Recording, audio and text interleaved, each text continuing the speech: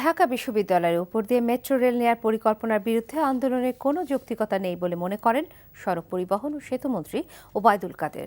দুপুরে daily star ভবনে আয়োজিত এক গোল টেবিল বৈঠকে কথা বলেন তিনি। মন্ত্রী জানান, 4 বছর আগে বিশ্ববিদ্যালয় কর্তৃপক্ষের অনুমোদন দিয়েই মেট্রো রেলের পরিকল্পনা গ্রহণ করা হয়েছে। এছাড়া পদ্মা সেতু প্রকল্প নিয়ে তিনি বলেন, পদ্মা সেতু এখন আর স্বপ্ন নয়, এটা বাস্তবতা। অনুষ্ঠানে বক্তারা তুলে ধরেন পদ্মা সেতুর বাস্তবায়নের চ্যালেঞ্জ ও কারিগরি বিভিন্ন বিষয়। মন্ত্রী আরও জানান, আগামী ফেব্রুয়ারির শেষের দিকেই ঢাকায় মেট্রো রেলের মূল কাজ শুরু হবে।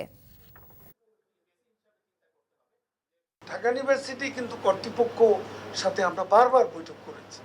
এখন নতুন করে 4 বছর পরে হঠাৎ করে দেখলাম যে কেউ কেউ মানববন্ধন করছে। আমি বুঝি না কেন এরকম একটা কাজ যদি বিঘ্নিত হয়, এটা কি কারো ব্যক্তির কাজ? এই ধরনের কাজ বিঘ্নিত হলে পরে আর এই কাজ হবে না।